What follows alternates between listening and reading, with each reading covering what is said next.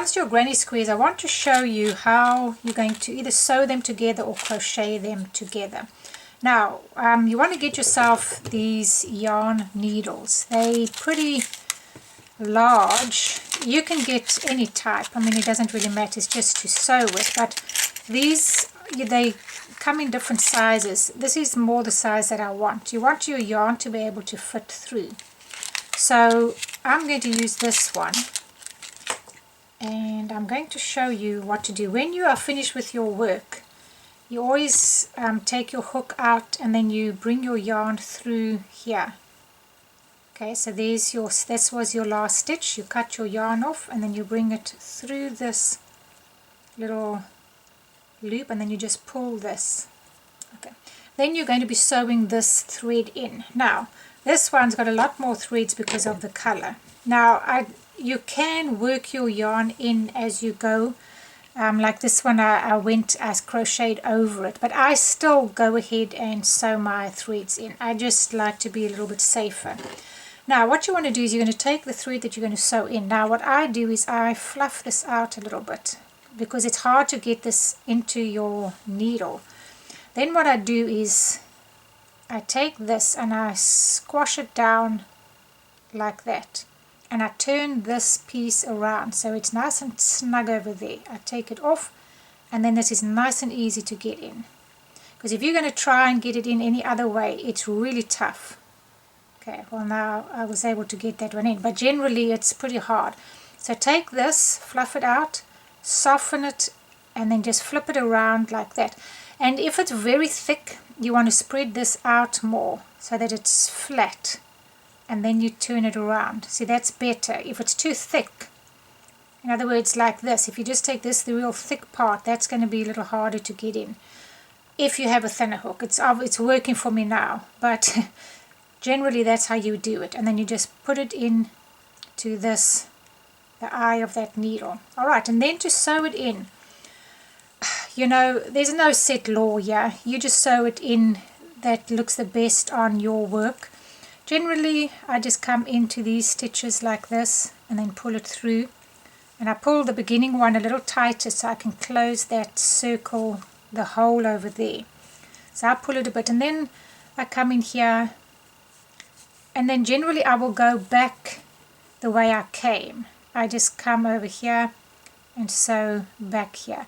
It's just so that your thread is secure and then I'm going to cut it off.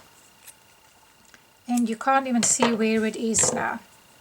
And then toss that away. So these I crocheted over them, but I'm still going to go ahead and sew it. It takes me a few minutes, so I'd rather it's a little bit more secure than not. But I could just cut this off. And once again, I just come back through here. And because that was already done, I'm not going to do too much. And then I'll just bring it through here. Just like that. And then cut it off. And that's really all there is to it.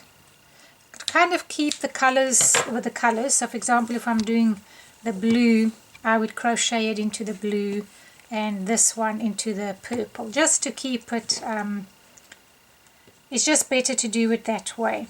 But what I want to do is I want to show you, now say you wanted to sew yours together. I prefer to use this thread. Some people say you should use a new thread, but I'm not going to. I would just use this thread. And you would have to, because this is ended off there, you'd have to move it up a little bit so you can get to the corner. So I just do that. And you can't even see it. Now you generally, well, 90% of the time you're going to sew with your wrong sides facing you so that you don't see the work that you're doing. So be aware of that. Now there are the odd occasions that you do it on the right side, but most of the time it will be on the wrong side. So both of these are the wrong sides. Now to sew it together, you want to be sure that you're ending off at the same spot. Alright, so I'm going to flip them over this way and you try to get the same stitch, for example, now center of this chain space so that it's going to line up with this one at the center, because you're going to sew them together from the center to the center. Now once again, different ways. You can take both loops here. You can take the whole stitch and then the whole stitch here. You want to basically do it the same throughout. So I've done that there. Now when you've got two colors, you're going to have to work with one of them, and one of them will be seen, but it's alright because that's on the other side. Now I can see this is the first stitch and that's the first stitch. So I want to keep those together, so I'm going to sew these two together. And that's all that I'm doing. I'm just going through both of these two loops and these two. If you don't want to go through both, you can just use the top one and just the top one. And you get a slightly different look, that one, but then you need to stick to the top ones. Or you could use this one here, this very front one, and this very front one. But then stay with whatever you're doing. If you're using those two, whichever way you're doing it, just stay with that. But it's up to you. And you can work it out, play with it and see. Now, when you're using the one, you're going to get a little ridge here. For example, if you're sewing this one and this one together, you're going to see this stitch and that stitch, which is going to give you a little bit of a ridge, like that. Which is also very nice, but it's up to you. So if you want to use this one and this one, you can turn it around and see, okay, if I'm using this one and this one, that's what it's going to give me. It gives you this stitch's little ridge will be left behind on the other side. So it's very interesting, but I'm going to show you that when you crochet. So I don't want to do too much with the sewing, but that's all you do. You go from one side to the other and you sew it up like that. And then you sew this into your work as well, this when you're done, and cut it off. So that's how you would sew it. Now what I really want to do is show you just one or two little different ways to sew your granny squares, to crochet your granny squares together. So let's do that. Alright, so now we want to look at doing some joining of granny squares with our crochet hook. It's going to depend on you as to what you want the other side to look like. So number one, we've got to put it the wrong sides. So that's the very first thing. We have to have them on the wrong, we've got to work facing the wrong side. Now you once again can decide whether you want to go into both of these stitches, little V that you make here, if you're going to use both of them on both sides. So you'd go through two, those two or those two, okay, because that gives you a different look. Or you can go through this one and this one, and that'll give you the ridge on this side. Or you can go through this one and this one. So it's up to you. I'll show you, and you can decide what you want. I'll show you the difference. All right, now one thing I didn't show you, if you ever sewing and you need to begin your work with your sewing, I always just begin my work by making a knot. That is, if you've got a piece of thread and you're sewing yours together, there are different ways. Wanting to sew together and you're not using the yarn from here. What I do is, now everybody's different. I'll show you this way first. You don't have to do anything at the bottom. You would just take your two and you can take the stitches you want to join and then leave a little piece like that and then come in here. You could leave it just a little bit more and then come in and sew like that. Okay, that's how some people work. And then you can just sew over this and that'll sew it in, and I'm probably going to sew this in too well. And then you just go over that. Okay, so that is one way, but what I tend to do is I make a knot. Most people seem to do it that way, but I just make a knot on the end of mine. So I just wrap it, I put it between my two fingers, wrap this around, and then I roll this. I just roll that together and then I pull, and I've got a knot. And then I just sew mine together like that, and I've got a little knot on the end. But either way works, you know, whether you just leave a little piece, bring it through like that, and then wrap that piece over so you can sew over it and then just work over it like that. That's also fine to do. So it's up to you as to how you want to do it, but that's how you can begin your sewing if it's not attached to your actual granny square, whatever you are sewing. But now what I want to do is I want to show you, as I said, whichever side, whichever stitch you want to work in is going to give you a different look. Now I'm going to show you using slip stitch first. You would go from corner to corner when it comes to granny square. So I'm going to just slip stitch in here and slip stitch in here. Alright, so you put your hook in there and in there. Now this is where it's a little tricky and it's going to be up to you. You could actually just go into your stitch, but it's a little hard, kind of in the middle of your stitch and then in the same thing here. Just be sure that your yarn is this side and then just slip stitch through there and through there. Okay, and then same thing here, whichever, whether you're taking two of these or whether you're just taking the top one, it's up to you, and then just slip stitch through. I will show you what it looks like with the different loops that you take. I'm using a different color here because I want you to be able to see what we're doing. Now with the slip stitch, you've got to be careful. I'm using the top one because your slip stitch can pull this together a little tighter. So just be aware of that, be careful because it can make it a little bit scrunch it like this. So it depends on what you're doing. See, and there you get a really nice look and you don't see it on this side. Now because I used those two, I've got a little ridge that's going to be left over here. And if that's what you want, then that's what what you have to do. Okay? So by using, I'll show you again, the one that gives you the ridge is by using, if you look at your stitch, you've got your V there and V. If I want a ridge, then I need to leave that one and that one behind. So I need to use this one and this one, because then I'm going to have those two stitches left behind. See, one there and one there. And that's what's giving me that look. And it's definitely got its purpose. It is nice if that's what you're wanting. Okay, now if you want the ridge on this side, you would take this one and this one. Those two inside ones you would do. And I'll show you what it looks like.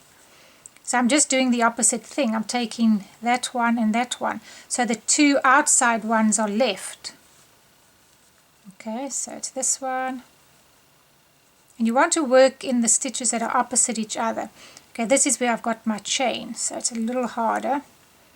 And I'm leaving the ridge inside, so it's this one and this one. That one and this one. The two inside loops. And you need to practice this, and then you'll get a good idea as to what you're getting. And now you can see by doing that, I've now got the little ridge over there, and it won't show on this side. Okay, there you've got the little ridge, and now I don't have a ridge. So it depends on what you're doing. Okay, so there's the ridge, and now there's no ridge. And if I use both of them different looks, I take those two and those two and slip stitch through. And once again, I'm by this chain. You just have to work with your chains, trying to get two loops. There you go, there are the two loops there, and these two there, and then go through them, and then these two. I want to do enough so you can see. Let's do one more, and here you just have a join. You don't see your stitches quite as much.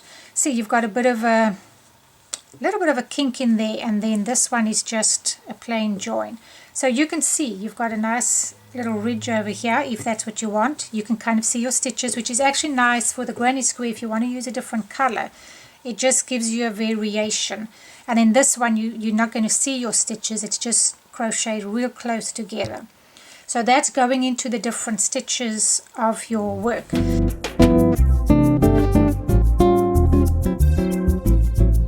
So now I'm not going to show you again using the different stitches. I'll probably just work through two. what I want to do is show you if you want to use a single crochet, and you would start the same way. I'm just going to start working here. I'm not going to start in there. You would just do a single crochet. You'd go into those, bring your work through, and then make a single crochet. Okay, so whichever loops you are going into, I'm just working this so you can see the stitch that I'm doing. Okay, you'd bring your work through and then go through there, and this is a single crochet. And my suggestion to you is to go and play with the different stitches that we are using here, so you can get an idea of what the different styles will look like. And you can see now, this gives me a slight ridge over here. And you can do, this is why I say you don't always do it on the wrong side. You might want this ridge to be on the right side. This is what it looks like on the wrong side. You're seeing your stitches over here. Now if you have the same color, you're okay, but here one of the colors aren't going to match. So you might want to have it where you have the little ridge on the top.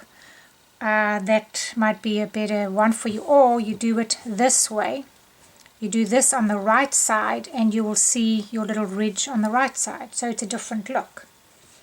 So this is all up to you. Play with them and have a look and see what else you get. Now, okay, so that's doing your single crochet. Now, if you're going to be doing your double crochets, you'd probably want to do it on the right sides facing, because it's a little bit pointless doing it on the other side. This is a little more decorative if you're using your double crochets. So I'm just going to begin in here, and you would start with a chain 3.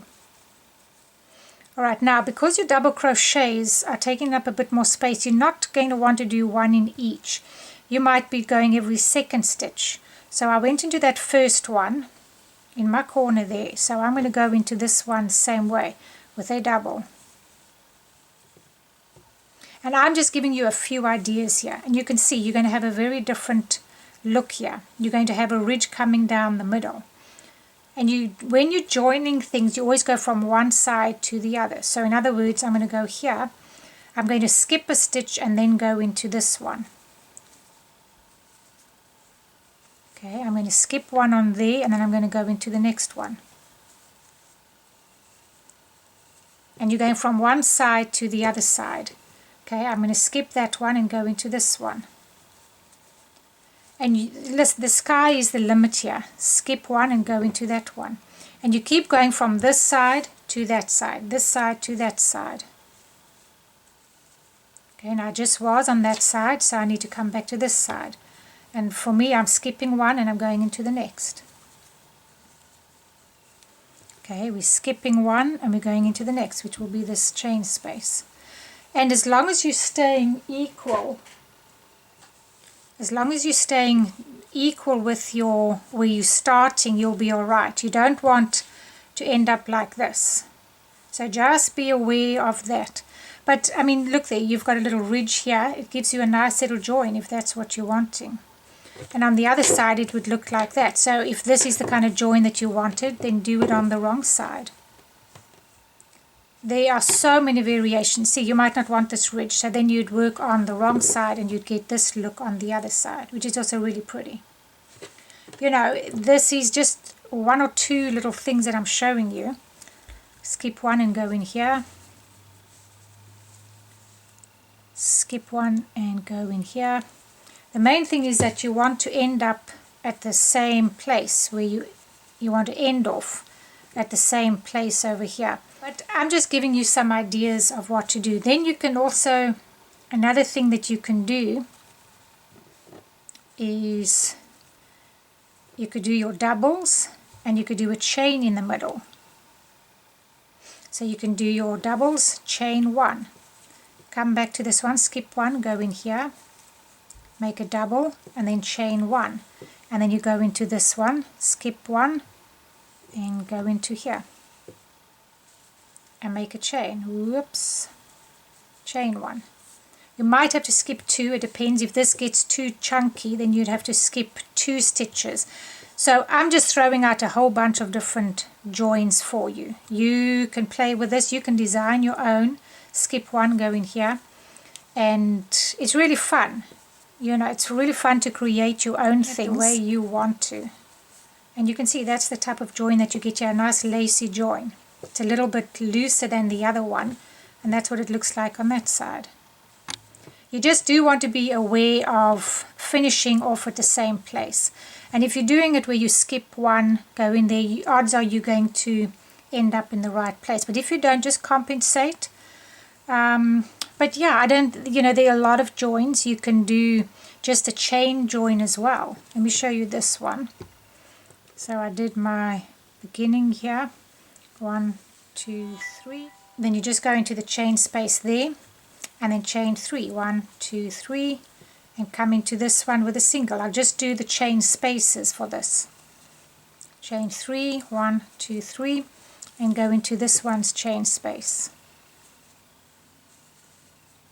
1, 2, 3, and go into this one's chain space. And look, I'm coming over when I do my single in there. 1, 2, 3, and then this one I'm coming under. You can go over. Once again, you're going to get a different look, so it's up to you. Now when you're doing this one, I would just go into your chain spaces. When you're doing the double crochet, you could just go into the chain spaces, but look at that one, that's also really pretty. So it's up to you which ones you like. I just thought I'd show you a few. Let me finish this so I can get to the end and show you. 1, 2, 3, go into this chain space, and 1, 2, 3, you would want to go into this corner here and then finish with that one's corner. 1, 2, 3, and go into this one's corner. Whoops. And there you have a really pretty join as well, just using your chains. And that's on the other side. Much the same on the other side. And yeah, so that's how you can join your granny squares, and you can just sew them. It depends on what look you are looking, and I love this one as well. But it depends if you want it so lacy. And you don't have to do 3, you could just do 1. See, as I say, the sky's the limit here. You could just do 1 chain. If you're doing 1 chain, you're going to have to be careful. You can't just go into each chain space, because look here, you're going to now pull your work together too much. You just got to take that into consideration. It's going to pull it in a little bit more than what you probably want. But then you would go into every second one again. So yeah, you've got a lot to play with here. Go and practice this, play with this, come up with your own little design, join your squares together, and you can make a real pretty scarf with this. Go ahead and make some granny squares. Join them together like this, and there you have a real nice scarf. So very easy. But yeah, so let's keep going.